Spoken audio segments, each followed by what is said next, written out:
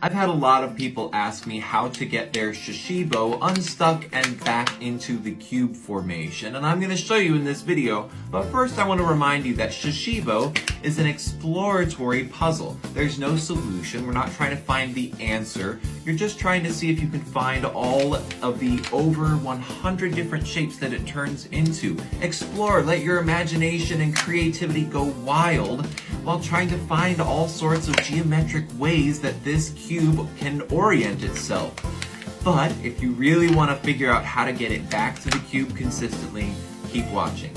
So, a lot of the trick is remembering what the pattern was facing outside for the cube. This is the only pattern that can be facing out for the cube.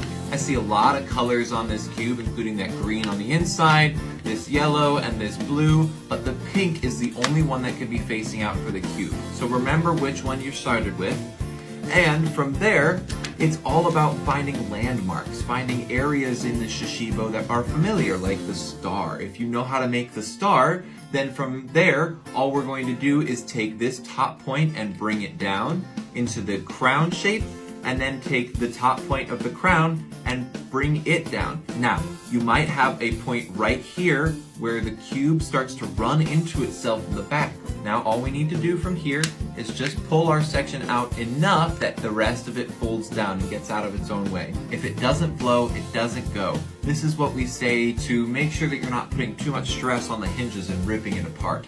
If you are trying to get back from a little further away from the cube than the star, like maybe you are in the UFO, or the shark fin, or the dome, any of these shapes, we are just trying to get loosened up. It's all collapsed in on itself, and you actually can't see any of that pink pattern the whole way around for this one. So we're going to remember that we have a seam going right down the middle here. There it is. And from here, you can just pull it open. Try and get it as loose as you possibly can into this nice open ring shape. This is my favorite landmark. This is a great place to stop and understand that you can get to any shape from this nice open loose ring.